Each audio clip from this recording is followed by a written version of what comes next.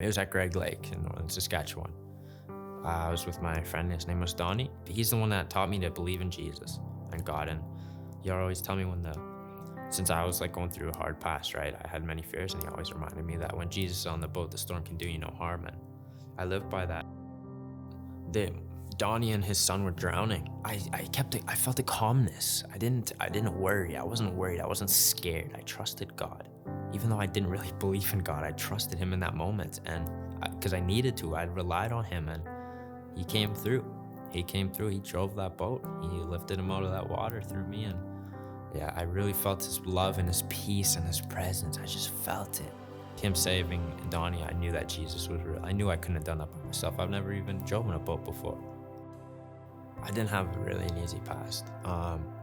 It's pretty rough. I was abused, was hit. And it was hard because my mother was a Christian, right? She was a Christian, and that's what she did. She did all these bad things.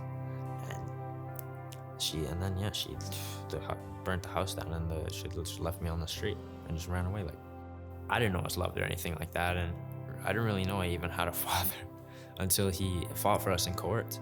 And I believe that was God telling my father to come get us. Me forgiving my mother, that made me feel loved. That made me feel like I want to forgive everyone because of what Jesus forgives me every single day. So by me overcoming my past, I was able to people that are hurting and the oppressed, I'm able to, since I went through the experience, I can kind of go onto their level, meet them in their pain and their sorrow, and I can just show them love. Without the past I had, I would not have learned this wisdom that I have. Why? Because it's God's grace. For me, that's one thing. Big thing is I learned how to love others. And one big thing I noticed ever since receiving Jesus as my personal Lord and Savior, I've sown seeds. What I mean by this is he leaves the 99 to find the one. The good shepherd leaves the sheep to find the one that went astray. Well, through me, God has found many of these lost sheep.